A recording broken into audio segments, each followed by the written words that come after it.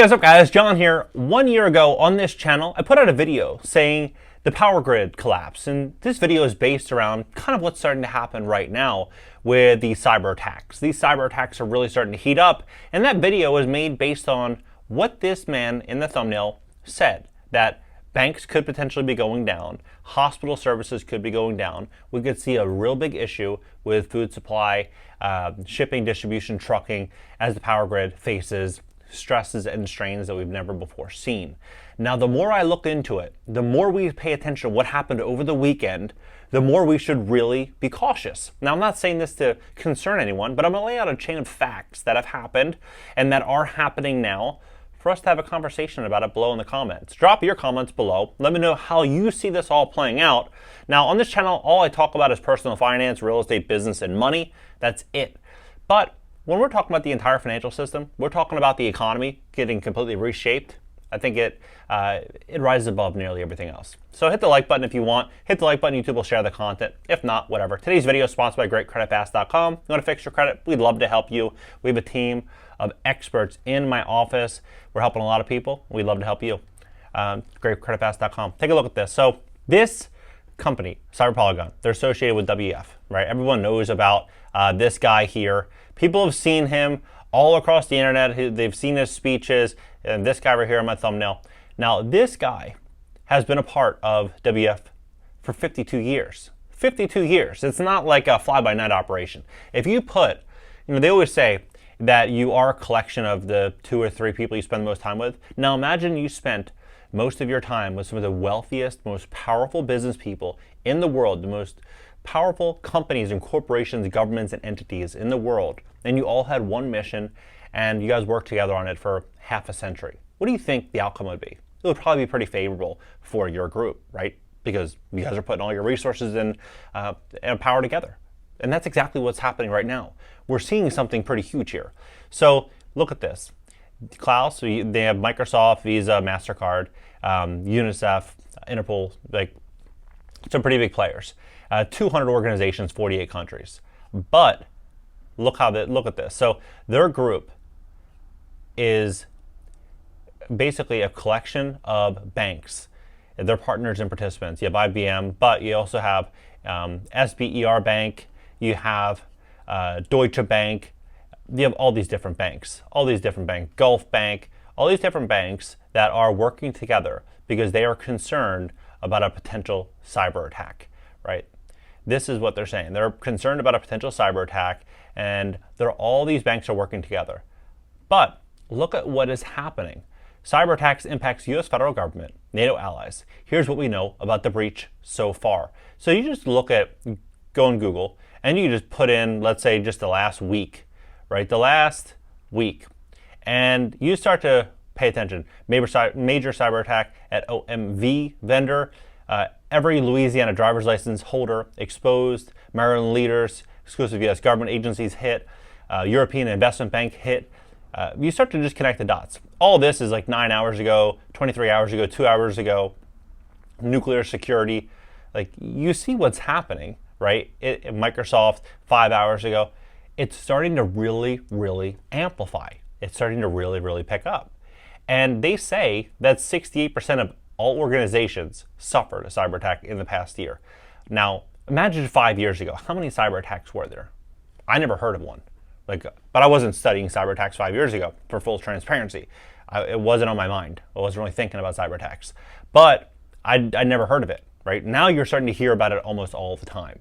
And so you're seeing that the direction is heading more in this wave of cyber attacks. Now, on a side note, FedNow is starting to launch in 2 weeks, in July. 2 weeks. Actually, a little bit less than 2 weeks.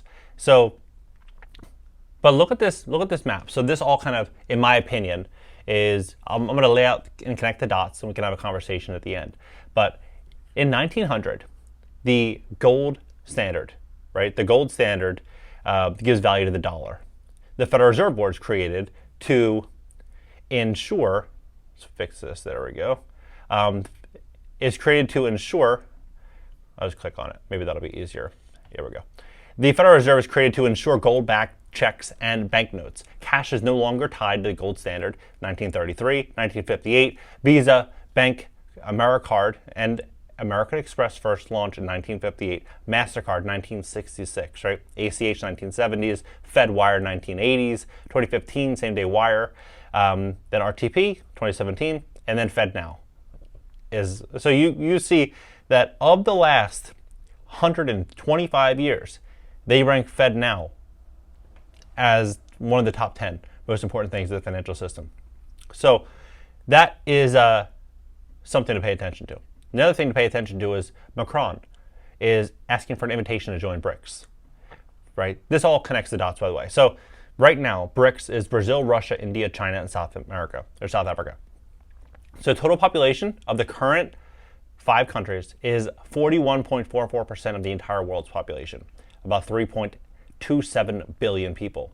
Now, these are all of the countries that are ready to join. So of the 41% of the global population, this does not factor in for any of these other populations: Afghanistan, Algeria, Argentina, Iran, Bangladesh, Belarus, Egypt, Indonesia, Iran, Kazakhstan, Mexico, Nicaragua, Nigeria, Pakistan, Saudi Arabia, Senegal, Sudan, Syria, UAE, Thailand, Tunisia, Turkey, Uruguay, Venezuela, and Zimbabwe, right? And then now France is trying to push forward too. There's going to be more and more and more countries that are going to continue to join. So if you were to add all these countries in, and they're already at 41% of the global population, my guess is they would probably have roughly half of the world's population collectively if they were to get accepted, right? Collectively, half of the world's population.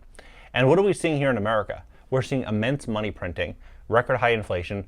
The US dollar was supposed to be a global store of value, and now that is being questioned. And I think it's going to continue to get questioned in the years to come. Now, we look at what's happening now. IMF working on a global central bank digital currency platform. This came out today. Today came out. So I started looking at the digital dollar. I'm like, okay, maybe I can find some information, talk about it in this video about the digital dollar. So I look at this lady, Valerie Abend. So all I did was go to About, click Advisory Group, then clicked Valerie, looked at her LinkedIn, simple. Now, she was at the Federal Reserve Board 12 years ago, right? 2009 to 2010, 13 years ago.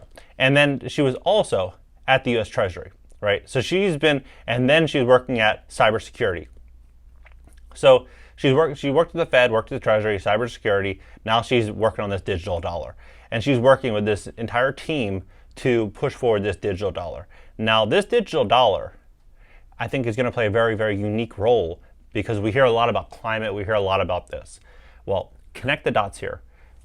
They say, and again, this would be from them, that the world needs to be more inclusive, it needs to be more about sustainability, climate, environment, keeping things fair and equal for everybody, and giving everyone a better life together without other countries suffering, with other countries flourishing, right? They want everyone to be perfect, right? This is what they say. So, and again, I don't inject my opinions. I'm just laying out the facts. This is what they say. So, what is China's role at the Paris Summit for the new Global Financial Pact? China could play a crucial role in the upcoming Global Financial Summit that aims to help developing countries address a series of crises, including climate. Experts have told China Dialogue the summit for a new Global Financial Pact will be held in Paris this week, 22nd and 23rd. The French hosts are seeking to reform the global financial system so that the developing countries might face better challenges of climate, reshape the global financial system because of challenges of climate and sustainable development.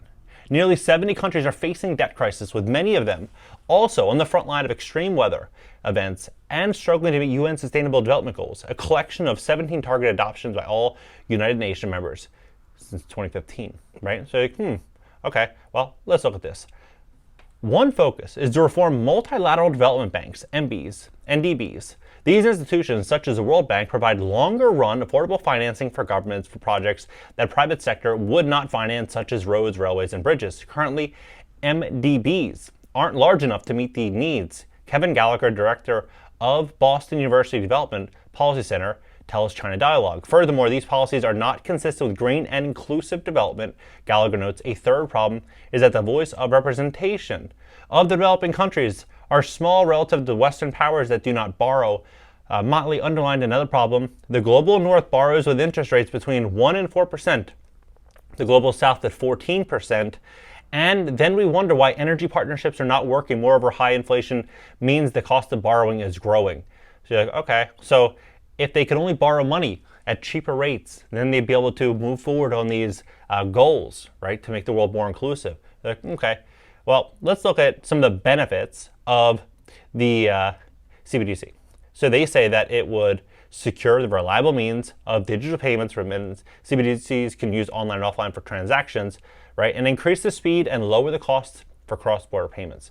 Now, cross-border payments maybe lower the cost, maybe that benefits them, maybe not. But look at this.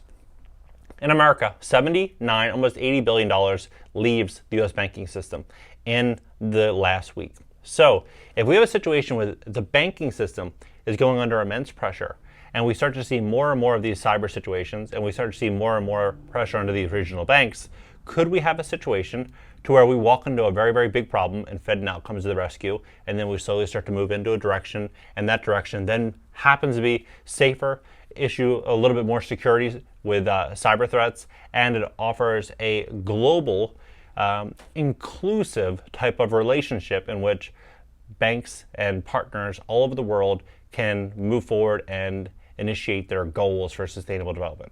Is it possible? I don't know. Let's look at it. So if we look at what's going on overseas, we're seeing a lot of problems here, and there could be any chain of events that could move forward. But I'm personally betting that what we are very likely going to see is immense change in the U.S. financial system. We're going to see more and more countries leave the dollar. We're going to see a very, very big shift towards central bank digital currencies over the years to come. And I think we could very well see a cyber attack. And, you know, as the old saying goes, problem, reaction, solution. We step into a massive problem, world reacts.